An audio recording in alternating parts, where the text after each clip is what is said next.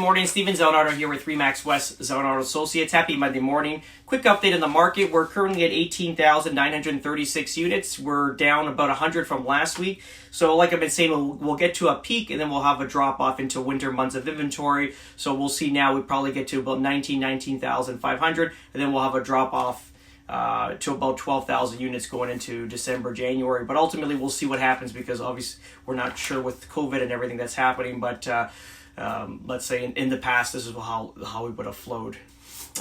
Quick thing, just talking about purchasing a property. If you're a buyer out there looking to purchase a property, and I'll give you guys a quick example, a quick story of a deal that we did last couple weeks ago.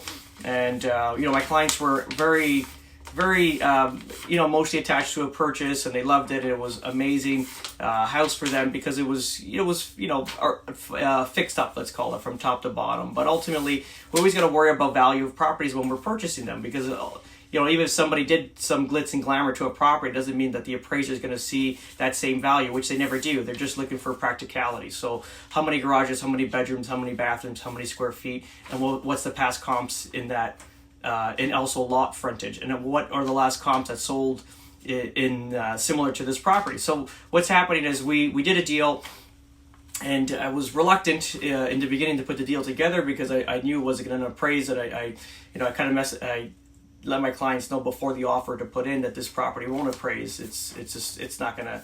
It's just being in the business for so long, you can kind of see this from a distance. So ultimately, what I did just for safety net of our buyers is I put together during the conditional period to get the property appraised. So what happens is the appraiser went in during our conditional period of finance and inspection and got the appraisal in about $100K less than what we paid for the property. So what happens is with this is if it's a multi-million-dollar property, a $2-3 million property, and appraised $100,000 less, it's not a big deal because ultimately, who's buying that house? They're going to be put in heavy set of cash, so they'll offset the appraisal.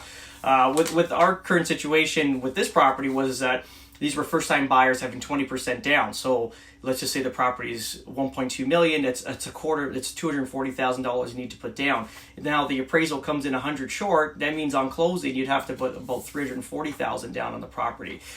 So this is one of those things. If you know the property is not going to appraise, or you have some sort of feeling, you definitely put an appraisal in the conditional period, and ultimately it saved our clients a big headache on closing because ultimately they'd have to come up with $100,000 in cash. So we backed that out of this property, and then we just bought another one for under $1 million, and it's the same layout, same square footage of the property. So saved my clients about $230,000. From one property to another, and this one will appraise 1,000%. So yeah, just a quick story. So when you're going into a property and there is no comps in the area, you're not comfortable firming up until you do, you should have an appraisal in that 5-day period. That's it, guys. Have an amazing day. Have an amazing day. Ciao.